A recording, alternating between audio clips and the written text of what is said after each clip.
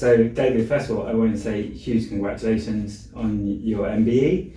I personally am so pleased to see that you've been recognised in that way, and also congratulations to both of you on the anniversary of the company. So I just thought we'd start with how does it feel to see the company reach this important milestone, 40 years? Good, because actually a lot has happened in 40 years, and from the point of view where the company started and the era, in the sense of the 80s, then to celebrate 40 years, well, also it's a celebration also of how long my professional engagement with dance is also as well. So it starts with Phoenix. So it's 40 years that I've been in the business as well. For me, it's interesting that it is 40 years.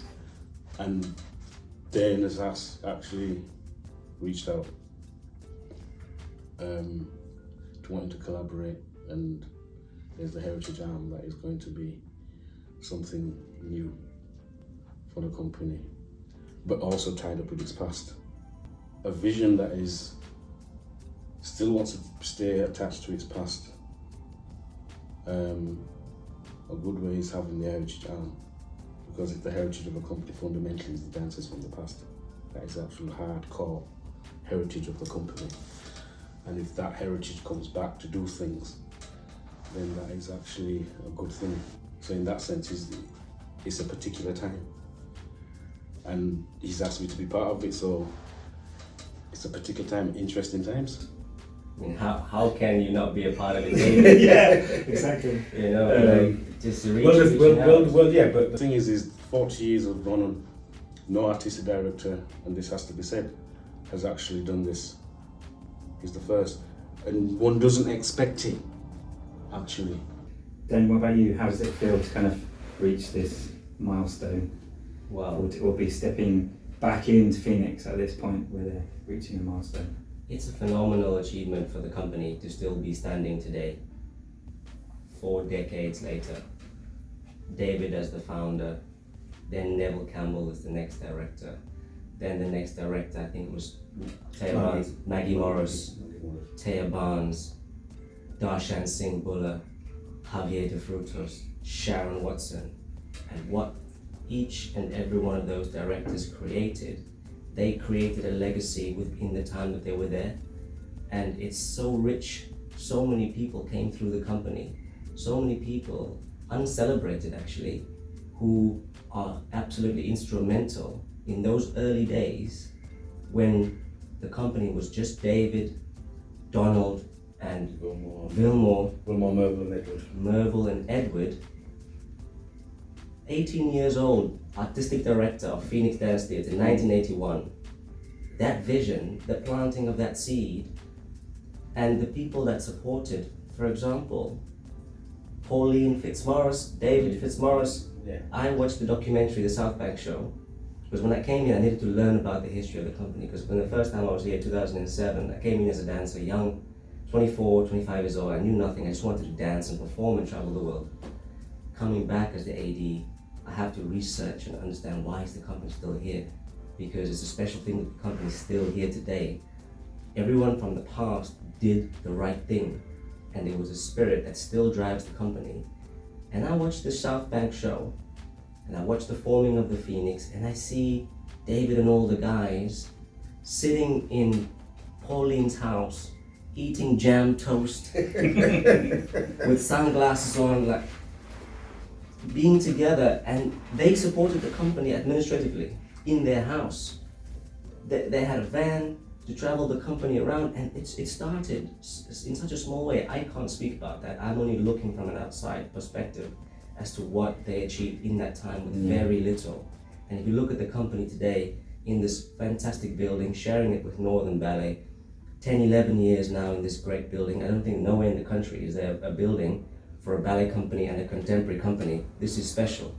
Shout about it, celebrate it, because it's amazing. Our own theatre, other companies come and perform in this theatre here. It's a special thing. But none of that would happen if it wasn't for the audacity of that dream. I'm gonna start a dance company. And I'm gonna call it Phoenix. I always describe the foundations of the company as having its educational base, which is the people that they just mentioned, in the sense of Charles, John, Pauline, David, because I came across them initially as teachers, and hence it was the dancing education that the company comes from. But equally, there is the cultural side, what's going on in the community. These things come together, but equally without a sense of sacrifice. You mentioned, first person mentioned was Pauline Fitzmaurice. Without that initial decision of her saying, I've got a room in my house, and having to have to speak to her husband, also what that meant for the family, because they had 4 kids, what that actually meant. So for a number of years, that family, not just the fact that it was the office, but it was actually in their home. So that even their kids now, if you were to speak to them, they will talk about their memories, and it's a particular angle actually of the company.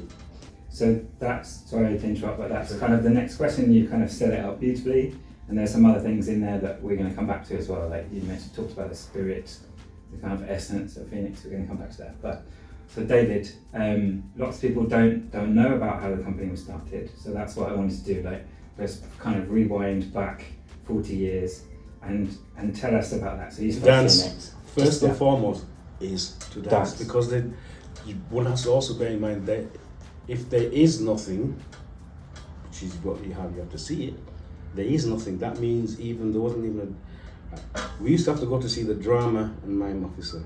There was no dance mime officer. Phoenix helped bring a dance and mime officer, if you're using the terminology in the past, to this from the Arts Council, from the funders, yeah. Because basically what happened is once the Arts Council decided that we were going to be revenue clients, then they had to look after us for 3 years, and in those 3 years, put something in place.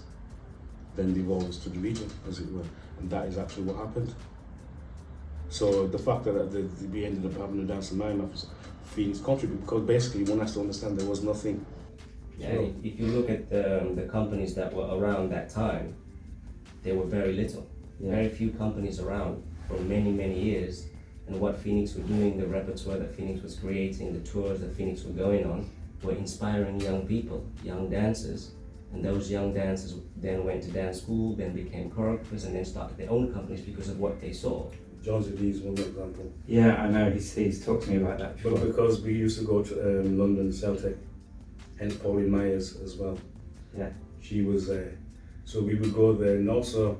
You know, there's something that I don't think I've ever asked you about before, and that's where the name for the company came from, and I feel like something you've said just now touched on it a little bit, but can you share with us? Like, the actual name itself comes directly from, suggested by Charles Gardner. I always interpreted the name as the class, the stage, the rehearsal process. You burn, you can say sweat is like the fire. You burn, but the objective is always to learn. The objective is not just to do it. And in hindsight, I'm glad I had that attitude. Glad I had that attitude. Because you then don't become too complacent. Yeah. Hence you can open up, you can take challenges, you can take your skills and challenge them. But then you learn from that. Hence it's a continual cycle. Which is the bird is a continual cycle. The idea goes back to the fire, the continual, hence renewal. So Dane, kind of shifting to you now. How is the company going to kind of celebrate or acknowledge this important milestone, and what can we expect to see as part of the anniversary celebrations, if you like? That's a big question. For Phoenix to celebrate 40 years after just hearing a little bit of the history from David, it's such a rich history. There's so much to honor and respect and celebrate. It's a big task for us to really do justice to what this means, because it's not just 40 years for Phoenix, it's 40 years of dance in the UK. And what that has done and how that has reverberated across the country. And with me, that reverberated all the way to South Africa. When Phoenix were traveling internationally, one of our own, Warren Adams and Dile Sotia, who came from South Africa through the Nelson Mandela Scholarship with the Lindbury Trust, them being with the company, us looking at this black and white picture and seeing them traveling the world, and that opening the door for us to dream. As a dancer in high school, if you don't get shown that you can really do amazing things, you won't know. Your parents won't know because they want you to do a normal job. So what it means for Phoenix to be 40, it's decades of people, decades of artists, decades of supporters, decades of funding, decades of history. So we can't just do a show. We have to do an amazing show. And we can't just do that, we have to do an exhibition to celebrate all the people that have come through, all the dancers. So we're doing a photographic exhibition. We're creating a book of photography to celebrate. We're creating a virtual exhibition that people can access and go through all the decades in different rooms virtually. And we're doing podcasts with different key individuals such as David that will inform the exhibition, will inform the writing of the book, will inform people about stories that they didn't know, like how the company started. And one of the special works in our celebration for the gala is a work with David. So I approached David and David accepted the invitation to collaborate on a new work. And I gave David 2 words, ceremony and ritual, because I thought of, okay, where's Phoenix right now? What has Phoenix done? We need to have a celebration, a ceremony, and also to make a ritual to honor that and to clear the way for the future. Because I know about the tumultuous past of the company. We know about the rise and fall of the Phoenix, of the company. It's documented, we all know about it. Well, and you lived through of those moments as well. I was one of the dancers that were here and we were all laid off because the company had to go quiet. But then it got reborn, and then Sharon Watson took over for 11 years and the company is where it is now because of all that great work. So we want to honor everybody. So I reached out to David. We were in the studio. David and I made a duet together to show to the dancers our willingness to collaborate across our age divide, across our cultural divide. So we came together, and that's what it's about. So I reached out to Sharon, Neville Campbell, to David, and tried to reach out to everybody, to bring everybody in and to celebrate this milestone, because it's not just Phoenix turning 40. It's everybody, all the companies around the UK to come together to celebrate with us, celebrate dance and what dance does, how it changes lives, how it inspires people, how it gives people the permission to dream. So Dana, I wanted to ask you about what you see as the kind of legacy from the early foundations of the company, and what is it that you're looking to kind of carry forward or to build on from that? Is there something that you can identify as that's something that we want to keep or we want to develop? Or I mean, the legacy of Phoenix is the people who've come through it and the works that they made and what they've gone on to do after coming through the company. So David bringing the idea for the heritage arm, that's about legacy. Because if you look at who the 5 people are that's going to be the first group of that heritage arm, David leading it, Douglas, Tia, Tanya, and Donald, they span 4 decades of the company, and all of them are now doing their own projects, teaching, choreographing, directing, facilitating, them all coming together and deciding how they're going to, what projects they're going to, they self-direct, David directs it, all of them bring their experience, their life experience there. What they do in the community and around the country, that's the legacy. And that's on one level. then for me and the dancers in the studio, we have to look at the works that Darshan did, we have to look at the works that Pam Johnson did, we have to look at the works that Sharon did, that David did, all of the contributors that have made the company what it was. We have to go back into the archive. Tom Job, Michael Clark, they all made works for the company, fantastic. If we don't go back and bring it onto stage, show it to people, how are people going to know what the legacy is? So it's about marrying the past, honoring it, respecting it, showing now, and then giving the voices to young, inexperienced choreographers of the future. So that's what it should be. And that's what the future is about. It's working together, crossing borders, and this. If we can work together and make work that appeals to everyone, that's the company doing what it should do. But you can't go into the future without honoring and respecting. So when David's in the studio or in the office, it's respect. I give David the highest respect, and I thank him. I thanked him. I said, Dave, thank you. I've got a job because of you. Not because of you now, but because of you then. And working together, I learned so much from David. And everyone in the Heritage Arm, when they walk into the room for the first time, we are trying to get that done. I'm going to be learning. I'm going to be learning from everyone. And I have no problem humbling myself and saying, hi everybody, I know nothing. I'm happy to learn from you. You're all my elders. You know, and if we can all just have that humility and accept that we know a lot about very little, and then just make art and inspire people, I think that's the legacy, the now and the future. And then we don't even have to then worry about representation or diversity, because when we're reaching out like that and we have our hands open like this, it's multicultural.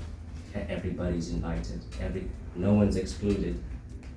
So that's where my heart is, and I hope that spirit over time will resonate through the company, because the company is what the company does is much bigger than what happens in this building. You know, it's much bigger than just a tour. It's much bigger than an international tour. Yes. If you don't dream, then ideas visions can't form in our minds, and we need that. Oh. We need it. If the arts don't do it, then the arts stifle itself. Yeah. You have to do it. It's part of being creative. It's a drive. So it's healthy. Yeah, and you've got to dream big. That's what it is.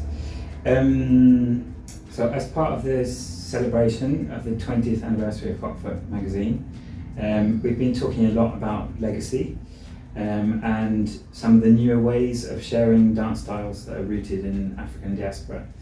And I wondered if you had any thoughts you'd like to share on how you've seen the conversation change around diversity in dance, or if there are any kind of new things, new ideas you've seen, what are people doing differently, or what is it that needs to shift? David, start with you. When it comes to cultures, then we're not just separate identities, that's dignity of difference. Give people the dignity of the difference. But equally, there's certain things where we can come together, and that should be enriching. That means things must change, and I see language particularly having to have to shift. In other words, it's like Britain itself, because what we're talking about in the sense of the arts applies to the overall bigger picture to Britain. How do you bring in other people from other cultures? Already, work-wise, if someone's got a skill that can do something, they've got entrepreneurial skills they can develop. But we never go to the point of what does it mean culturally. And that is where it is. I'm not saying that because there's some multicultural means that British identity should be stamped out. I don't think that at all. But there needs to be a shift in what people regard as Britain.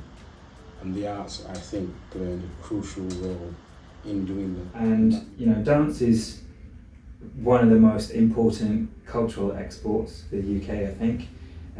It really takes British culture or the arts from the UK out into the world, and it's curious to hear how you see the role of dance in that kind of international context, UK's influence on the global stage, and how what the interplay is with like other countries, other voices, other cultures, because I think it's kind of like a conversation, a dialogue, and just curious how you see that. Where distinctiveness, and I use distinctiveness in the sense of it's no use taking something to another country if they've got it. Do you understand? Mm. You can share what you both have, but distinctiveness is part of how that should be. In other words, what do we have that they don't have? Luckily enough, because I deal with reggae, it's very distinct, and not everybody has it. Not everybody even understands it.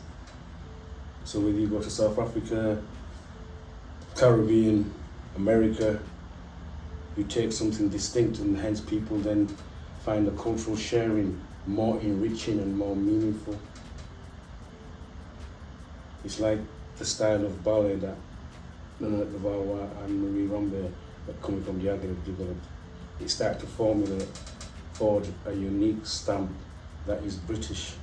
That distinctiveness is where, because then you are bringing what they don't have here, and hence I think it enriches the cultural exchange.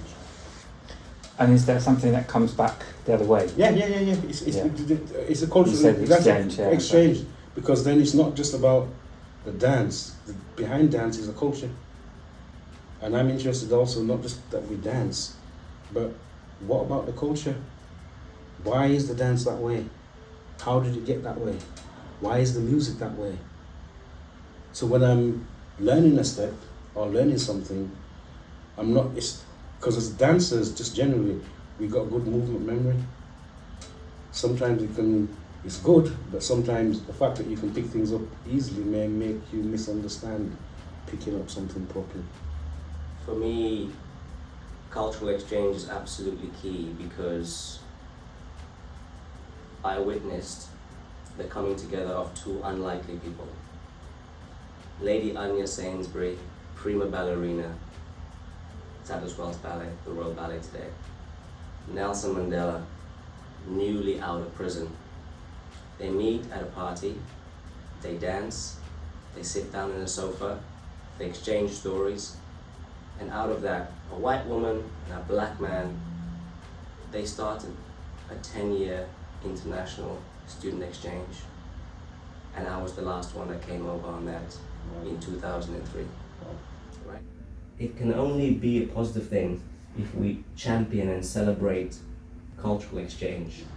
But that's why, that's why cultural exchange, I regard it, is not just coming across the dance, but being tainted by it, because you need to understand more. You need to understand the culture, and that to me is fundamental to cultural exchange. It's not just the technical thing that is involved like dance. It's the culture that underpins the dance. And then actually when it comes to cultural exchange and people start to understand each other, and race and prejudice and all that becoming less and less, I think that will contribute to that. That's why dance is powerful, because it transcends words, it transcends language, and you can go anywhere in the world, take your shoes off, walk into a dance studio, and you speak. How amazing. You don't need the language, you just speak, and people say, okay, that's a serious person, or that person needs to grow and learn. Nice. So, last question for you, Dave. Why do you think it's important that we respect traditions and we honour the important contributions of previous pioneers and trailblazers like David and the Phoenix founders, whilst at the same time we're sort of trying to pave a way for fresh direction, let's say, or introducing new ideas? Why is that important? It's important to honor what people have done before for us, or not for us, but what they did allows us to be where we are in dance today. So what I've learned, I can't say I am the dancer today if it wasn't for Robert Cohan, Martha Graham, Vladimir Vasiliev, Nureyev, Carlos Acosta. If I don't honor them and their contribution, whether they did it for themselves as artists or leaders, their contribution needs to be honored because they showed me the excellence that can be achieved as a human being. So the excellence that David and Donald and Merville and all those guys achieved, make a big sculpture and honor them because yes, they did the great stuff that allows us to now aspire to do even better. And if we don't see what they did, we'll think we're doing new things. Well, those guys did it already, and we can learn from it and to transcend. So it's just respect. It's just so simple. Just show respect to those people that came before, and then they will give you the permission to go. Well, they don't need to give you permission, but they will give you everything they know, and then you take that with you and you go forward with what you have. So you don't come empty-handed. It's like the ancestors. When you pray to the ancestors for assistance, you know, whether you're religious or not, you don't come empty-handed. You walk with support. So because I reached out to David, and because I can speak to David and David's real with me, if I go into work and I don't know what I'm doing, I call David, I need your help. I'm coming in not empty-handed. I'm coming in with wealth of knowledge, you know. So we don't have to hold on to the past. We can let go of it, but don't forget the roots. Which is what we're also saying, which is in your question about tradition, is how important is the roots of a company, but equally, by extension, how important is it for people to understand how dance theatre in this country is not even 100 years old. You can go to France, Russia, they'll talk about over 100 a century. Here in Britain, probably can't, not yet. So we need to actually understand how we got here.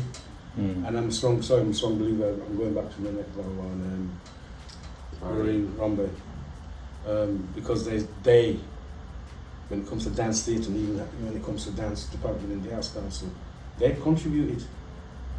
Yeah. And people, I think, sometimes the history, which is why I mentioned the whole idea of me, because I think the history sometimes can be forgotten, and it shouldn't be. But then you ask the question, who is responsible for that? Who is responsible? When it came to me asking that, I said, I must do my part. Yeah, we're all responsible. That was my answer to that question. I must do my part, and I do my part in different ways. Because yes, there's feelings, but equally there's a bigger picture, and diversity is part of that bigger picture as well. Because there's different cultures coming in now in Britain. How do you? There's social and folk. I look. How do you bring them to theatre? Because in a way, that is what we also saying. We deal with theatre. How do those things fit into theatre? Actually, they've always fitted. Different people have been influenced by different cultures. Look at contemporary dance, look at Ruth Saint, look at some of how folky's choreography was. Like you said, everything's been done. It was the way it was done then. The idea is still the same, but we can go further. In other words, don't get a flavour of an idea from observation, learn it, then deal with it. Then there's a shift in conception. It's like another area of politics, turn to a professional in an area, specialist. They could help inform you more. Not that you need to take on the whole specialism, but that which you need, be informed by the expert. That way things can be a bit healthier for people, because then the phrase that you be respect, because in one sense it is about that, but it's being able to respect in such a way that you can actually culturally cross. In other words, one of the things I'm against is tokenism, period. I find that a problem. Because then you're taking up a shell of a person. That person is part of the culture. That is part of the problem. Tokenism is not good. That means just because a person's black skin or Asian. No, they come from a culture. That's part of the reason why I mentioned dignity of difference. It was my week, because some cultures are religious. Are we going to respect their religion? And if they're going to express it, are we going to, I did a chant, layered, Rasta, Hindu and Sikh. First each by themselves, and then it's all layered on top of each other, moving around. Because it was my way also saying, if you're going to respect people's culture, you must somehow enter. Because then they know themselves. You're not just coming, you actually want to learn and be, I call it, be tainted. So, just to end, do you have any sort of final thoughts?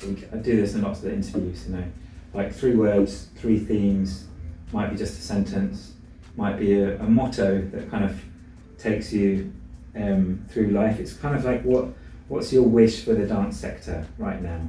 Or what do you think we should all be focusing on in this next phase, which is kind of like a rebirth after the pandemic? Respect tradition in the past. Don't forget them. Don't let tradition and the past hold you back, which is something that says, I was wrong either. Don't. Then the future then is open. It's positive, it's constructive. Because you've got the base, you're not neglecting it. Sometimes sometimes in the society, because of the way it is, we can forget things. History doesn't mean anything. The past doesn't mean anything, it should. Because actually it's your base. But we should never be held back by the past or tradition. And that then leaves us open to be constructive, positive for the future. Nice, thank you. Dane? What I will say is, let us all come together and let the art speak. So when you look at art, heart, human energy in art, heart. And I got this phrase from John Zidis, open heart surgery. Let us just come together and let the heart speak. And with the heart speaks, the art speaks, and when the art speaks, the people listen. And then it becomes article. Nice. Yeah. Brilliant. Yeah. Brilliant way to end. David, Dane, thank you so much. It's been brilliant. Really enjoyed talking to you, hearing all of this, remembering things, getting excited about stuff that's coming in the future. David, Dane, thank you so much.